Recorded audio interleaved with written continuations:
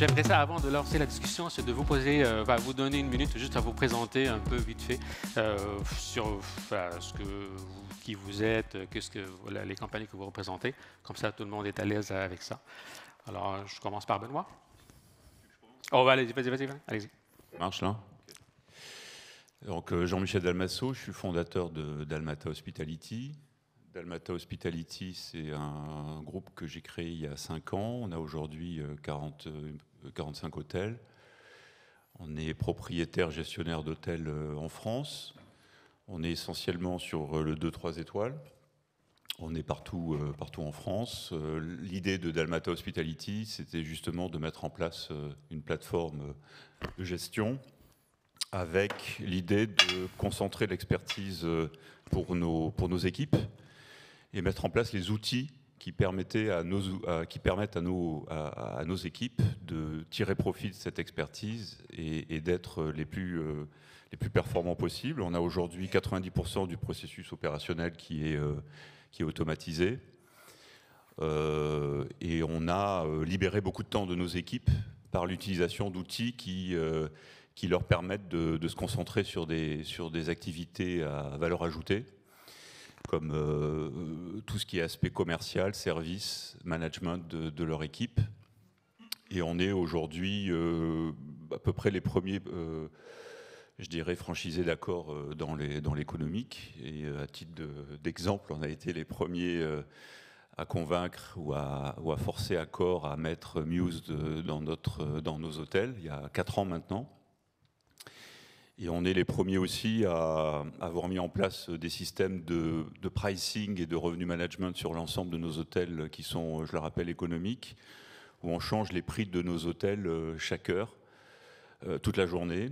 Et là encore, c'est grâce à des outils qu'on est arrivé qu'on arrive aujourd'hui à faire ça. Voilà. Donc, Dalmata Hospitality, c'est un assembleur de technologie avant tout et d'expertise au service des hôtels qu'il détient. Et voilà, donc c'est quand même assez... Parfait. Merci Michel. Benoît. Bonjour à tous. Oui, c'est bon, ça fonctionne. Donc je me présente, je m'appelle Grégoire Benoît, je suis un des 3 cofondateurs d'Edgar Suite et je suis en charge des opérations. Edgar Suite, juste pour présenter rapidement la société, on est une nouvelle génération d'appart-hôtels, ce qui signifie qu'aujourd'hui on va avoir dans nos résidences des appartements qui sont plus spacieux que des chambres d'hôtel, en moyenne 50 mètres carrés versus environ 15 pour une chambre d'hôtel classique à Paris par exemple, et on s'adresse à une clientèle qui va être plus familiale, groupe et collègues qui vont passer du temps ensemble pendant quelques jours à Paris et dans d'autres endroits où nous sommes aujourd'hui. Là où on est assez différenciant par rapport aux hôtels, il y a 3 vrais sujets, on va dire. Le premier, c'est d'avoir créé des appartements plus spacieux, de caractère. On a notamment du mobilier chiné avec un partenariat, par exemple, avec Celency, pour pouvoir donner de l'âme à nos appartements. C'est aussi de donner davantage de confort avec un espace privatisé dans lequel les familles et les groupes peuvent se réunir tout en ayant chacun leur chambre pour pouvoir profiter de passer quelques jours à Paris ou dans d'autres villes. C'est un premier sujet. Le second sujet sur lequel on est différenciant et on est complémentaire par rapport à l'hôtel sur le premier, sur le second on est un peu différenciant, c'est qu'on a résolu entre guillemets ce problème de la file d'attente au check-in et au check-out à travers une digitalisation importante du processus, notamment avec nos voyageurs en prenant le paiement et l'ensemble des informations avant leur arrivée, ce qui nous permet de ne jamais parler d'argent avec les voyageurs et qu'ils puissent avoir un accueil flexible, c'est-à-dire qu'ils peuvent rentrer facilement dans nos résidences, dans leur appartement à travers des codes pour pouvoir justement apprécier un séjour et ne plus avoir à faire la queue au check-in, donner leur carte de crédit, leur pièce d'identité et attendre en fait que le réceptionniste ait fini. Donc ça, on a digitalisé et en plus on a créé une réception qu'on appelle digitale qui va permettre de répondre 24 heures sur 24, 7 jours sur 7 aux voyageurs s'ils ont pour le moindre incident, ce qui va permettre justement d'avoir une relation avec les voyageurs qui est extrêmement positive et qui est très simple. Merci Grégoire. Merci beaucoup. Merci. Stanislas. Bonjour, Stanislas Warny. Je suis hôtelier indépendant, je suis plus traditionnel de tout le monde. Je suis même le fils de ma mère et le petit-fils de mon grand-père, ce qui fait de moi la 3e génération d'hôtelier à Paris. et moi que depuis 2014. Aujourd'hui, on a à peu près 900 chambres à Paris, parce qu'on est présent exclusivement à Paris. En 2018, j'ai cofondé Oversight. Oversight, c'est une société de services qui travaille pour les propriétaires d'hôtels, donc hôteliers, mais aussi fonds d'investissement, et qui vise à mettre en place et assurer le suivi d'un mode de gestion décentralisé. Parfait, merci Stanislas. Donc en fait, pour lancer la discussion, là, il y a 3 parties que j'aimerais vous proposer à débattre ou en discuter. La première partie, c'est la mise en contexte, donc vraiment juste maintenant faire une constatation où est-ce qu'on en est l'industrie. Deuxième partie, c'est on va apporter cette question-là de technologie par rapport à l'humain, au capital humain. Et la troisième partie, c'est l'avenir. Donc, où est-ce qu'on s'en va? Qu'est-ce que vous en pensez? Donc, on commencera avec la première partie, la mise en contexte. Donc, en fait, le capital humain, je pense que dans l'hôtellerie, ça n'a pas besoin d'être présenté ou le poids, ou voilà, comment répéter l'importance de capital humain. Je pense que l'hospitalité, pour moi, c'est vraiment l'art de recevoir et c'est l'humain, malgré qu'on va beaucoup parler de technologie, d'automatisation, etc. Mais le capital humain reste très important. Par contre, là, le but d'aujourd'hui, c'est de dire, voilà, on a un contexte actuel qui fait qu'il est la résultante d'événements qu'on est passé à travers, hein, les Covid et compagnie, et qu'aujourd'hui, on a des défis nouveaux dans l'industrie. Avant, donc, on voulait, on devait trouver des personnels, pas les garder. Et aujourd'hui, non seulement le problème de turnover, et aussi d'attractivité du secteur, d'attirer du monde pour travailler dans nos hôtels, dans notre industrie. Alors, est-ce que vous avez un point à rajouter là-dessus? Je ne sais pas si Michel ou... Non, on y reviendra à travers ce qu'on fait. Je pense qu'on n'a pas tous les mêmes problèmes par rapport au recrutement. Je pense que ceux qui sont restés très, très traditionnels ont plus de problèmes. Ma vision, je vais la développer peut-être pendant l'événement, mais c'est que si on enlève du sens dans le travail n'a aucun intérêt. Voilà. Et avant, il y a peut-être l'argent qui jouait, maintenant c'est secondaire. Donc je pense qu'il y a un vrai shift de ce point de vue-là. Donc comme nous, et je vais peut-être répondre à ta question, nous on investit à 100% sur l'humain. Je peux être un peu provoquant parce qu'on est invité par Muse, mais nous on investit à 100% sur l'humain. Pour nous, c'est l'actif le plus précieux. Parce que quand on parle de décentralisation, qu'est-ce que c'est? La décentralisation, c'est déjà la conviction que les bonnes décisions, elles sont prises au plus près du terrain. Et au plus près du terrain, c'est vos réceptionnistes, c'est vos personnes au petit déjeuner, c'est votre veilleur de nuit. C'est aussi la conviction qu'il faut internaliser les compétences parce que c'est là où on va pouvoir retenir le savoir-faire. Et ne pas le mettre dans un siège. J'ai pas de siège, 900 chambres, 12 hôtels, pas de siège. Et c'est la conviction que chaque hôtel, c'est une entreprise autonome, voilà, qui a ses compétences clés, mais ça va évidemment sales, marketing, opération, mais c'est aussi pour nous la finance, le RH, voilà, tout est fait en interne. Donc quand on a cette conviction qu'on est un petit indépendant, et ben on a un problème, c'est que pour tout faire, c'est compliqué. Voilà. Surtout qu'on veut le faire avec la même masse salariale, parce qu'on a les mêmes objectifs de rentabilité de tout le monde. Je pense qu'il ne faut pas mettre de côté cette contrainte. Et donc, comment on fait? On y arrive avec la technologie. Voilà. C'est la technologie qui vient nous faire gagner cette efficacité, qui permet de gagner du temps et de pouvoir nous tout internaliser. Et d'ailleurs, c'est marrant rétrospectivement de voir qu'on a lancé la décentralisation quand moi je suis arrivé dans le groupe. Et c'est en 2016, et c'est à peu près l'avènement de la généralisation des solutions SaaS. D'accord. Je crois d'ailleurs que c'est la date de création de Muse, non? 2016 2012, Muse. 2012, Muse. Ouais. Enfin, ils sont arrivés en France en 2016, et moi je suis client depuis 2018. Mais c'est vrai que c'est à ce moment-là que ces solutions arrivent. C'est à ce moment-là qu'on a pu débloquer. Pour donner quelques exemples, pour nous, la technologie, Jean-Michel en parlait. Pour nous, ça va de la solution de communication omnicanal qui permet de plus imprimer les réservations et de chercher en papier et de suivre en multi-shift des communications avec des clients. Ça va à l'ostérisation des factures. Nous, dans nos hôtels, les factures sont ostérisées. Il y a un recollement avec les transactions qui permet aujourd'hui un contrôle de gestion en temps réel. Avant, les hôtels, sans cette techno, ils ne pouvaient pas faire ça. Maintenant qu'on peut le faire, le remettre dans les hôtels, ça crée une énorme valeur parce que le job qu'on propose à nos collaborateurs, c'est un job valorisant. C'est un job dans lequel on a tout ce qu'il faut pour être autonome. Voilà. Et quand je regarde mes officers, parce que c'est un modèle horizontal, dans les hôtels, 28-30 ans de moyenne d'âge, ils gèrent des entreprises qui font 3 millions de chiffres d'affaires. Voilà. Aujourd'hui, c'est la technologie qui le permet. Mais pour autant, il faut investir à 100% dans l'humain. Voilà. Et peut-être un dernier mot. Ce modèle et cette vision de investissez dans l'humain, il est extrêmement valorisant, il est extrêmement performant. Et c'est marrant, c'est que là où il a été le plus performant, c'est pendant le Covid. C'est-à-dire que nous, le taux de fermeture de mes hôtels, il a été extrêmement faible parce que la décision n'a été pas prise par moi, qui suis effectivement un peu hors sol, mais il a été pris par les hôtels. Et les équipes ont dit non, on va s'arracher, on ne va pas fermer. Voilà. Merci Stanislas. Et puis en fait, je reviens juste sur un point sur les différences qu'il y a entre vos 3 modèles de gestion. Et c'est un petit peu le but. Hein. Donc nous, voilà, c'était ça le but de vraiment d'avoir sur le panel des modèles différents. Alors merci pour la réponse Stanislas.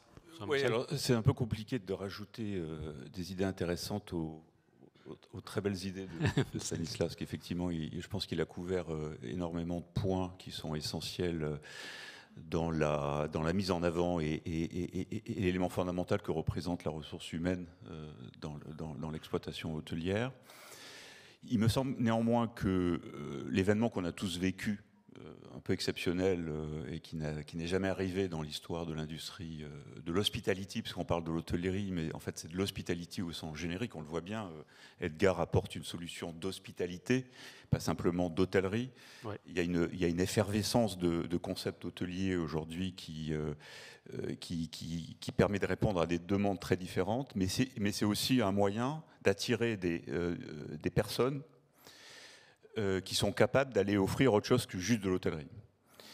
Et donc il y a à la fois une richesse dans ce que nous on est capable en tant que société d'offrir à des jeunes, à la nouvelle génération qui arrive, des moyens de travailler qui sont différents. On n'est plus dans les systèmes, enfin on n'est pas simplement dans les systèmes hôteliers historiques, avec des outils qui sont extrêmement modernes. L'autre jour, je parlais avec un grand patron de l'industrie et je lui ai expliqué ce qu'était aujourd'hui l'industrie de l'hôtellerie.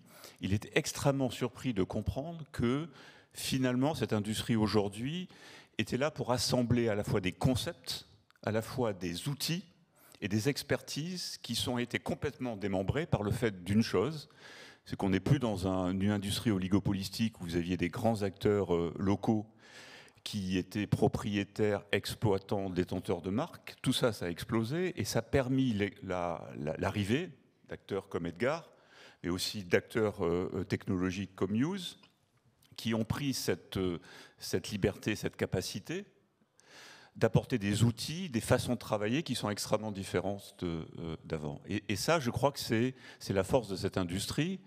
Et je prends ton point qui est essentiel, c'est qu'il y a assez peu d'industries de services et même industrielles qui permettent à quelqu'un qui a aujourd'hui 23 ans, qui nous, dans nos hôtels, on a des jeunes qui ont commencé night, qui sont après, disons, 6 à 8 ans, qui deviennent directeurs.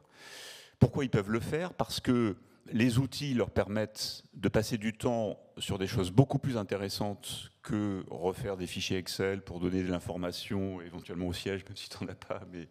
Donc, ce qui est essentiel, je pense, à garder en tête, de mon point de vue, c'est que cette crise nous rappelle aussi qu'on fait un métier d'hospitalité et que ce métier d'hospitalité, il est extrêmement riche et extrêmement attirant. Si et seulement si on est capable je dirais à la fois de former les générations qui arrivent et leur donner des outils qui sont capables de pouvoir les faire monter en compétences.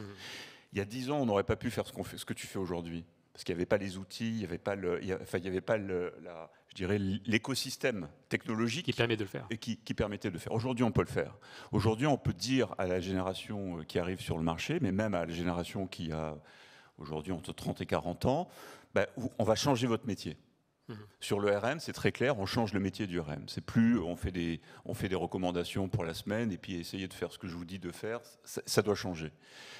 Le PMS, c'est pareil, c'est des outils qui sont en utilisation pour les équipes extrêmement simples. On n'est plus sur des modèles de l'aviation. Pas de nom. Hein, oui, pas de nom. Pas de nom. Donc, je pense qu'il ne faut pas être défensif, il faut être extrêmement offensif. C'est-à-dire qu'on a une industrie qui est sans doute une des industries qui tire le plus bénéfice aujourd'hui de l'évolution de la technologie, qui peut offrir à des générations qui arrivent sur le marché des concepts hôteliers, des compétences, des responsabilités que très très peu d'industries sont capables de faire. Dans le retail, on n'a pas cette capacité-là, dans le retail classique. Donc, il faut vraiment s'appuyer là-dessus, et je pense que dire à des jeunes qui arrivent, ou même des gens qui sont dans les équipes, bon, bah, tu avais l'habitude d'utiliser Opera, maintenant tu vas utiliser Muse, tu avais l'habitude d'utiliser tel outil, ne perds pas de temps à faire ça, on a mis en place, comme le disait Stanislas, un reporting complètement automatique, perds pas de temps à ça, concentre-toi sur ton client, concentre-toi sur tes équipes, sur ton management. Ils vont gagner énormément de compétences, beaucoup plus importantes que remplir des tableaux, faire du check-in ou check-out. Voilà. Donc je rebondis sur ce point-là avant de donner la parole à Grégoire. C'est de dire que aujourd'hui, la technologie, de façon générale, qui permet aux hôteliers dans le sens hospitalité au plus large du terme, de se reconcentrer sur leur mandat, se reconcentrer sur leur métier. Vraiment l'art de recevoir qu'on parlait, que ce soit en formule Edgar ou Dalmata ou Oversight. Voilà, donc c'est de se recentrer sur leur métier. Grégoire, alors. Bien sûr, il y a un sujet qui est très important pour nous chez Edgar Suite, c'est qu'être une nouvelle génération d'appart-hôtel, c'est aussi être une nouvelle génération qui est plus adaptée aux besoins des voyageurs actuels et des voyageurs futurs. Aujourd'hui, notre grande fierté et le pilier de notre histoire, c'est la satisfaction voyageur. Donc on a aujourd'hui, par exemple, sur Booking.com, on a 9,2 sur 10 de moyenne sur l'ensemble de nos résidences. C'est un sujet sur lequel on travaille d'arrache-pied et on a mis en place des séjours urbains, puisqu'on est en cœur de ville, heureux et engagés.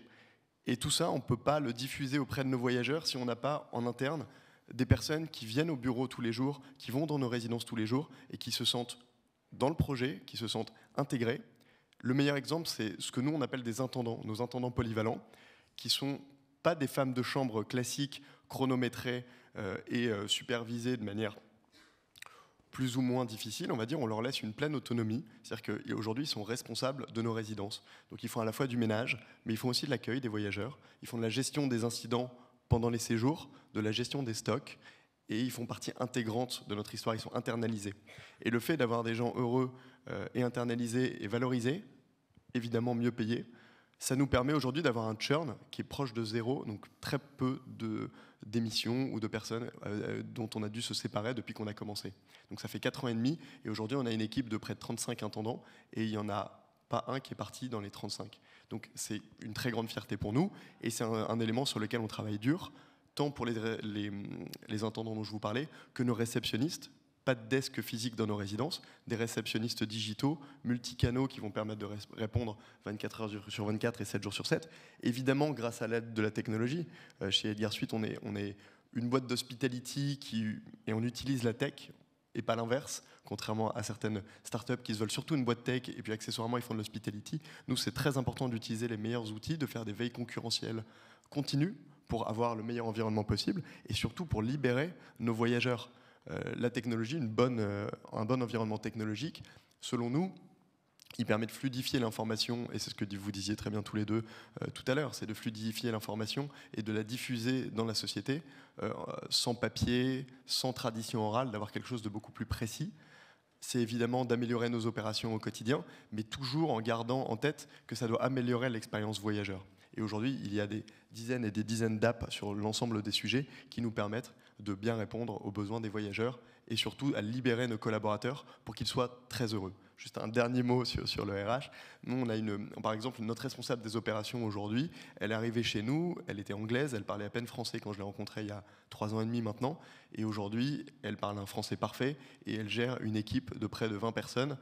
Et c'est aussi notre plaisir chez Edgar Suite, c'est être une société en croissance.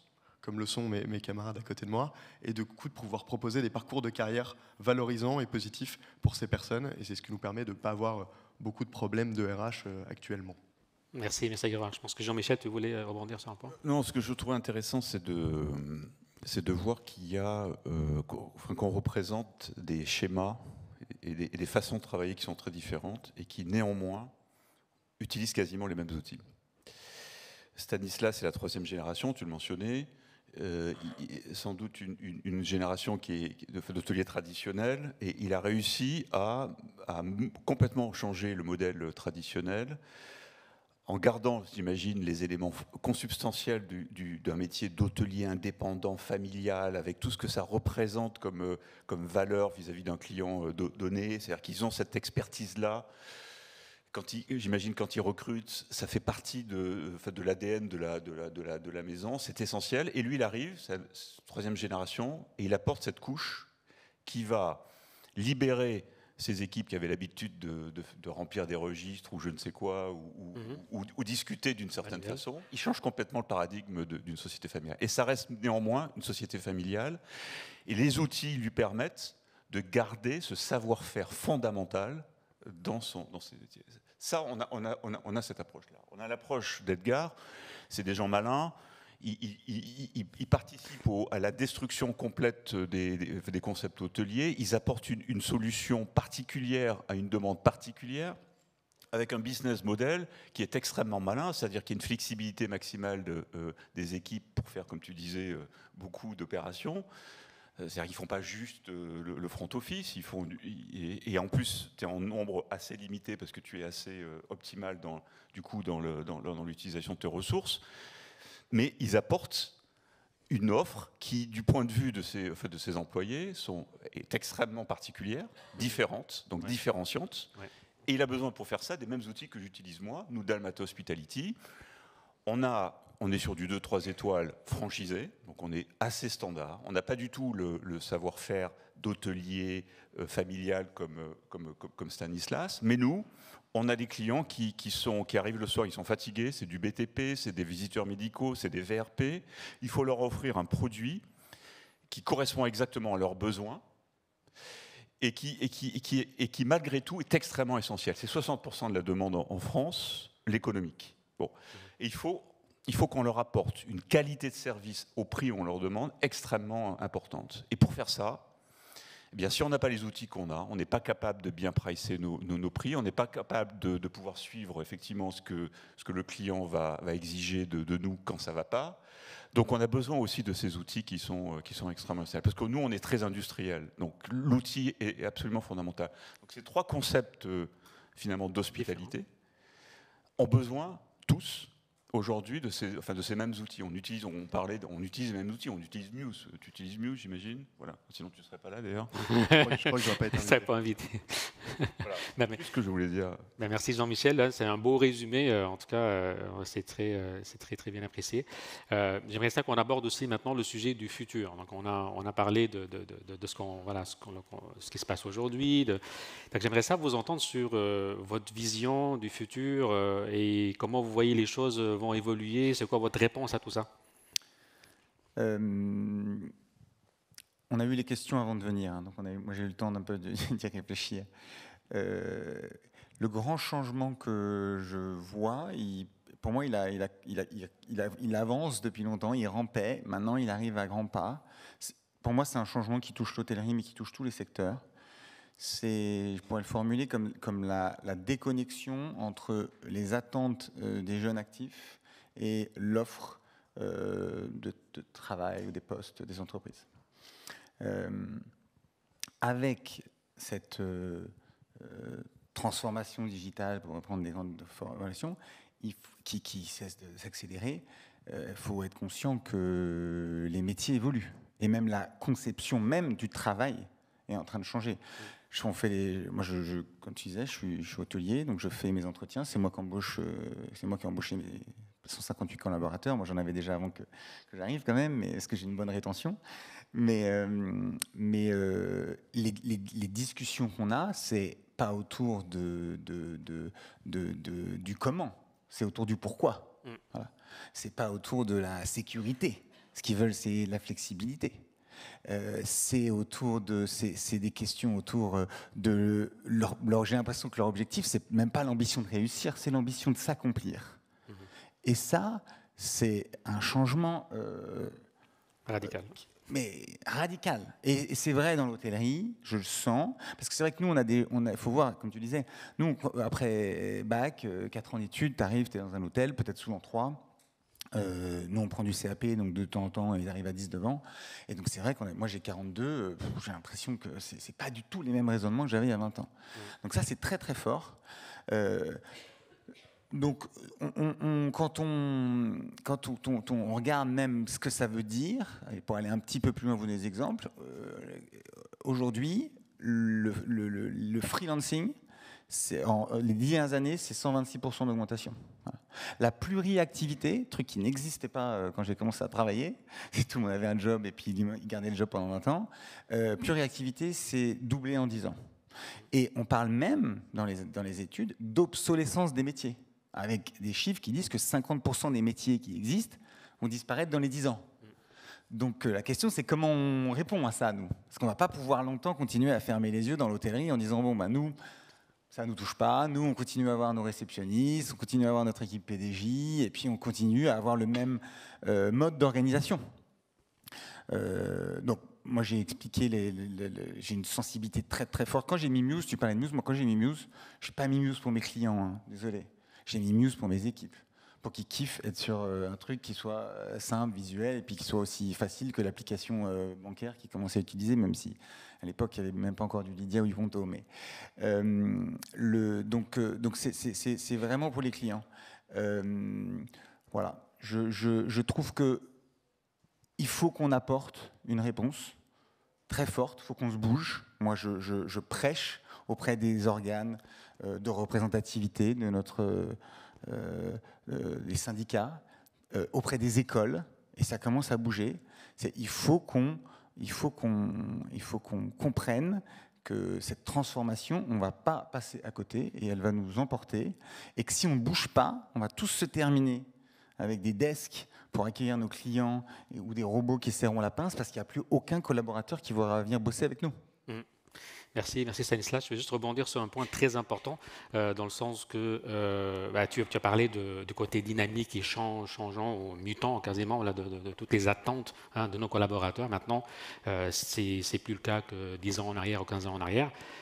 Moi-même, en tant qu'ancien hôtelier, ça a complètement changé. On ne parle plus de la même chose.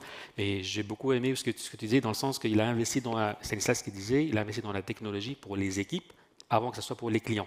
C'est super important dans le sens que la satisfaction du client est une conséquence d'un employé, d'un collaborateur qui est content, qui est à l'aise avec les outils qu'il fait ou qu'il utilise. Donc c'est un point super important. Mais merci Stanislas. Grégoire, si tu veux. Moi, je trouve que ce que Stanislas dit est hyper intéressant et rassurant. C'est de voir que les hôteliers, ils ont vu que ce phénomène de la grande démission, c'était réel et qu'ils en souffrent, et on en souffre tous. C'est surtout une réallocation des ressources vers des modèles qui respectent nettement plus l'équilibre vie pro, vie perso, qui est extrêmement important, notamment sur les jeunes générations. Et je trouve ça très rassurant que tout le monde s'y mette à notre petite échelle, on va dire. En complément, moi je parlerai de l'impact RSE plus largement, puisqu'aujourd'hui, aussi bien sur les collaborateurs, ça devient un véritable sujet, mais on le voit aussi auprès des voyageurs. C'est qu'aujourd'hui, par exemple, Booking.com a lancé un label qui s'appelle Voyage durable et qui permet, établissement durable, pardon, et qui permet aux établissements qui respectent un certain nombre de règles et qui sont modernes dans leur manière de fonctionner, de ne plus consommer de plastique, de promouvoir des communautés locales, promouvoir une expérience plus positive avec des personnes qui sont acteurs de leur séjour et qui ne sont pas juste spectateurs de la ville, on va dire. Et je trouve ça rassurant que les hôteliers s'y mettent. Et forcément, il faut rester à la page parce que on le voit dans les comportements de voyage. Aujourd'hui, un établissement qui ne respecte pas ça et qui n'est pas un établissement, on va dire, durable et qui est encore à l'ancienne, malheureusement, dans quelques années, ça ne sera plus possible aujourd'hui pour les voyageurs d'aller dans ces établissements-là. Donc il y a un gros mouvement sur l'impact RSE qui est nécessaire de chaque établissement. Merci Grégoire. Jean-Michel. Alors, moi, Moi, il y a effectivement un changement générationnel, mais chaque 10 ans, il y a un changement générationnel. Donc, de toute façon, c'est assez... je suis sûr que, je veux dire, quand nous on avait 20 ans, les personnes qui avaient 40 ans nous disaient ouais, ils réfléchissent pas comme nous, quoi. Et eux-mêmes, quand ils avaient 20 ans, leurs parents disaient ils réfléchissent pas comme nous. Donc je trouve que ça c'est un impondérable de nos sociétés occidentales. Donc on a cette capacité à générer de la nouveauté. Donc ça c'est le premier point que je trouve. Enfin, moi je trouve que c'est plutôt très positif. C'est-à-dire on se confronte à ça. Deuxième point, c'est que effectivement il y a alors la grande démission. Je ne suis pas certain que ça va rester fondamentalement un élément structurel. Il y a plus un élément conjoncturel, alors, qui peut avoir une durée un peu plus longue, mais je pense néanmoins que c'est plus ce que tu disais, la recherche du sens et de ce qui construit sa propre vie, au-delà des standards sociaux qui éventuellement se sont imposés à nous quand on avait 20 ans, plus qu'aujourd'hui sur cette nouvelle génération. Et donc ça, une fois de plus, je trouve ça très très positif. Mais qui s'imposait depuis 200 ans, Jean-Michel. C'est pas vrai, quoi. Je souscris pas le fait que, évidemment, ça change tous les 10 ans. Mais là, le changement, il est fondamental. Si tu regardes les 80 dernières années, tout le monde travaillait pour aller dans les grandes entreprises. Voilà. Aujourd'hui, il n'y a plus envie, il n'y a même plus la fierté de travailler dans la grande entreprise. Il y a une fierté d'accomplir quelque chose, d'apporter quelque chose. C'est pour ça qu'on prend des jeunes de 23 ans, alors qu'ils sortent de super école, un tiers font de l'entrepreneuriat quand tu sors d'HEC. Ils prennent le risque d'aller dans des petites startups parce qu'ils savent qu'ils vont avoir un impact. Et ils vont un petit peu moins dans les grandes maisons. Aux États-Unis, dans les années, début des années 70, personne ne voulait aller dans les grandes entreprises. Tu vois ce que je veux dire? Il y avait toute une génération de jeunes qui voulaient pas aller dans les grandes entreprises. Je n'étais pas là en 70, je ne peux pas te dire. Non, mais je veux dire, mais moi non plus, moi non plus, mais c'est effectivement l'histoire. Ce que je veux dire, c'est pas que ce que je veux dire, c'est qu'il y a des changements. Toi, tu penses que c'est un changement plus fondamental que ce qu'on a connu avant. J'en suis pas certain, mais au-delà de ça, même si on n'est pas d'accord sur ce point-là, et quel que soit l'écart qu'il peut y avoir sur cette perception-là, il me semble néanmoins qu'on est capable aujourd'hui d'apporter du sens à travers notre industrie que d'autres industries ne sont pas capables d'apporter. Je prends l'exemple, tout à l'heure, on a vu maths on se faisait la réflexion avec Stanislas, tiens, depuis 5 ans, Matt, c'est pas la même personne. Toi non plus, Mac, t'es pas la même personne. Pourquoi? Parce qu'en 5 ans, vous êtes confronté à une situation d'entrepreneur, vous avez dû développer une société, vous êtes parti dans un environnement extrêmement difficile, on vous a aidé à rentrer sur le marché français, mais Matt et toi non plus, toute l'équipe, je suis sûr, n'est pas la même, parce qu'ils se sont confrontés à quelque chose qui est assez structurant et assez portant, c'est je prends la responsabilité de quelque chose. Voilà. Et je trouve que, moi je le vois dans les équipes, je parlais tout à l'heure des Nights, mais je pense que ce que peut offrir l'hospitalité aujourd'hui de façon générique, c'est une prise en main de la responsabilité. Pas tout le monde est capable de le prendre, pas tout le monde considère que c'est l'élément qui va construire sa vie. Mais ça peut être un élément extrêmement positif pour les nouvelles générations, quel que soit le terreau dans lequel cette nouvelle génération s'inscrit. Donc je suis peut-être un peu moins négatif que toi, mais je pense que si on est capable de leur offrir cette responsabilisation, cette prise en main de leur destin à travers la gestion d'une équipe, à travers la gestion d'un hôtel, il y a quand même beaucoup à parier que ça peut être extrêmement valorisant et extrêmement créer un grip important pour beaucoup d'entre eux. Oui, mais je pense que tout le monde est d'accord que ce qui est valorisant aujourd'hui pour une personne, ce n'est pas les mêmes critères que c'était peut-être 5 ans ou 10 ans en arrière. Ouais. Donc je pense qu'on est d'accord là-dessus. J'ai peut-être donné l'impression que j'étais négatif. Je ne crois pas être négatif. Par contre, j'appelle à une prise de conscience plus large, parce qu'en fait, nous, on a peut-être été invités sur cette estrade parce qu'effectivement, on a déjà fait cette prise de conscience et qu'on a déjà essayé de répondre à notre manière. Le problème, c'est qu'on est dans un secteur où il y a 60... à Paris, il y a 1700 hôtels. En France, il y a combien d'hôtels? Je ne sais même pas. 22 000 environ. Voilà. Donc, c'est pas juste nous trois. Voilà, c'est une prise de conscience généralisée. Et c'est pour ça que j'en appelle aux écoles et aux syndicats là-dessus à être beaucoup plus vocal. Et d'ailleurs, je fais une petite parenthèse. Voter le ticket Manigold pour à l'élection de l'UMI dans 10 jours. Voilà, parce qu'eux, ils ont pris en compte qu'il fallait qu'on bouge de ce côté-là. Oui, je comprends bien. Donc, je vois qu'il nous reste 5 minutes. Je ne sais pas si, avez-vous des questions au niveau de notre audience? Je pense qu'on a une question ici. Je ne sais pas si on peut avoir un micro, s'il vous plaît. Merci. Ben, vous avez aussi le Slido qui est là, si vous voulez l'utiliser. Bonjour, messieurs. 1, 2. Ça marche? Vous m'entendez? Oui. Bonjour, messieurs, merci. Moi, j'avais une question plus sur l'acceptation, parce qu'on a parlé donc du futur, que les nouvelles générations arrivaient, qu'elles avaient des attentes, mais dans nos hôtels, on a souvent des équipes qui sont là depuis des années. Voilà, moi, je me retrouve plus dans le modèle de Stanislas, avec une entreprise familiale, avec des gens qui sont là depuis des dizaines d'années, qui sont d'une génération qui n'a pas encore accepté. Comment on fait accepter à nos équipes les changements qu'on veut opérer sur la technologie et tout ça? Excellente question. Stanislas, tu veux y aller? Excellente question. J'essaie de me plonger dans les situations que je peux avoir, parce qu'effectivement, j'ai pas eu, quand j'ai fait évoluer le mode d'organisation, et on commençait à créer un siège quand j'ai pris la suite de ma mère, ça a été pris très positivement et j'ai pas eu de départ. Voilà. J'ai des officeurs, j'ai mentionné des officeurs qui avaient 28, mais je peux vous mentionner Marzena, à la ville de la Saxe-Eiffel, que j'embrasse. Elle a 57 ans. Voilà. Et elle a évolué vers ça.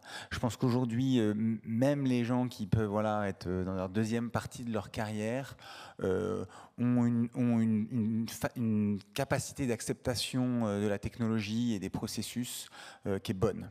Et après, c'est des gens qui, de mon point de vue, en tout cas ce que je peux voir, ont vécu difficilement le poids de cette verticalité dans l'hôtellerie avec une évolution très lente, parce qu'en fait le mec d'au-dessus il bouge jamais, et donc je suis planté là, et je suis alors oui, je suis après il me passe premier de réception, et puis après ils ont inventé le chef de réception, et puis ils ont inventé des grades qui veulent rien dire, et moi ça me saoule. Donc à la fin et ça a libéré certaines personnes. Donc voilà, c'est comme ça que je pourrais répondre. Je sais pas si... Merci Stanislas. Est-ce que vous avez des gens? Sinon, moi, je peux... Non, mais, je veux dire, on est quand même dans une industrie qui a été un peu sclérosée pendant des années par la structure même de c'est des oligopoles avec des familles aussi qui avaient beaucoup d'hôtels.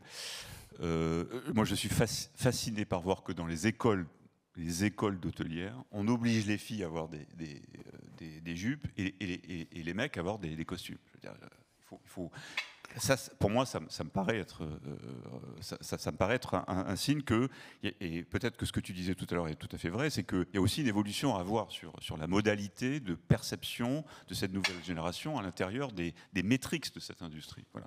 Donc, je trouve qu'effectivement, il y a encore beaucoup de pans d'évolution. Nous, on n'a pas ce problème d'Almata, je parle modestement, parce qu'on est des équipes assez restreintes, par hôtel, et on a mis beaucoup de jeunes.